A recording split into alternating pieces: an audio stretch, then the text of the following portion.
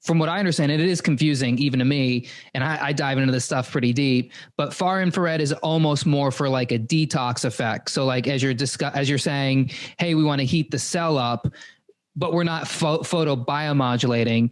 Even though you're not stimulating the mitochondria, is it like more of a detoxification effect? Yeah. Let me continue to clarify, because that I would disagree with that statement. Okay.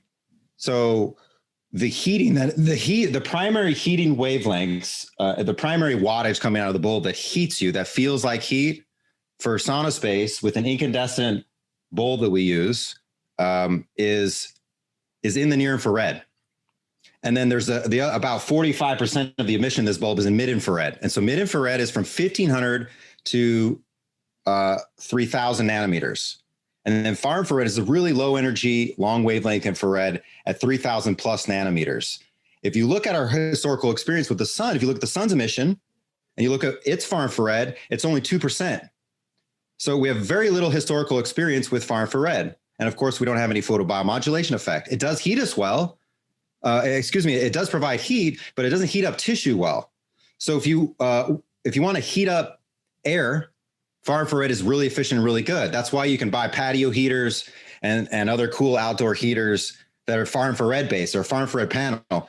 And that's what you want outside, because you don't want to heat your body up so much as heat the air up and make it warm so you can hang out outside. When we're in the sauna and we're trying to do hyperthermic therapy, the goal is absolutely not to heat the air up. Who cares? We want to heat the body up, because the hyperthermic therapy benefits, detox, protein repair, improved cognitive functioning, all these things that are associated with sauna occur based upon a 3-degree temperature increase. So when we're talking about heating the body, near infrared light, because it penetrates 2 to 4 inches, heats you up immediately. So in our sauna, you just walk in, you don't preheat, and you're sweating like crazy in like 10 minutes, and your session is done in 20 minutes. And you can measure that if you check your body temperature, with like an infrared thermometer. It's really accurate. You'll find that you'll achieve a 3-degree core temperature increase in about 15 minutes, which is less than half of the time it takes to achieve the same thing using only far infrared wavelengths. And the reason for that is because far infrared wavelengths are 100% absorbed by water. If we go back to what I was saying before about water absorption starts in near infrared, but it doesn't do it very well. So there's partial absorption. Therefore, near infrared gets in deeper. And we see that in the studies. The deepest penetrating light in terms of biological tissue is near infrared at about 780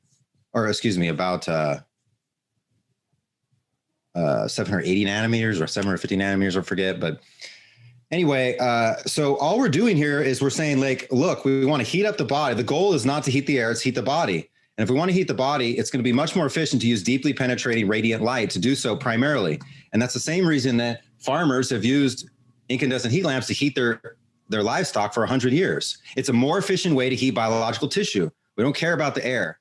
So if we understand that, it's just a matter of what's the most efficient way to heat the body. Near infrared is a much faster, much more efficient way, and the ambient air can be lower. So for people with MS and autoimmune issues who can't handle high temps of a sauna, or even high 160-degree temps of a far infrared sauna, they find our sauna much more accommodating, much more gentle. And then at the same time, of course, we're layering on top the photobiomodulation therapy, which makes it more gentle. Detoxification, doing any type of heat therapy causes a detox effect. You have detox reactions and healing reactions. And so you want to support the cells in the body in this labor-intensive, energy-intensive process that is detoxification. And so we know photobiomodulation immediately gives the cell more energy without any sugar. It causes an immediate ATP release. And all these things help make, the sauna therapy more effective. So we're doing the both together, and I'm kind of bouncing around here. Sorry, Eric, but it's absolutely not the case that far infrared does detoxification and near infrared does not. It's near infrared from 700 to 1,000 nanometers does photobiomodulation. And then near infrared from 980 nanometers to 1,500 nanometers, in this arbitrary end of near infrared we're calling, does heating. And that's most of the heating effect. So you can also heat yourself up and achieve the same effect of a sauna in a hot tub or in, there's many ways to heat the body, even under the sun. There's disadvantages to doing these other things, there's different, practical disadvantages of doing heat therapy that way.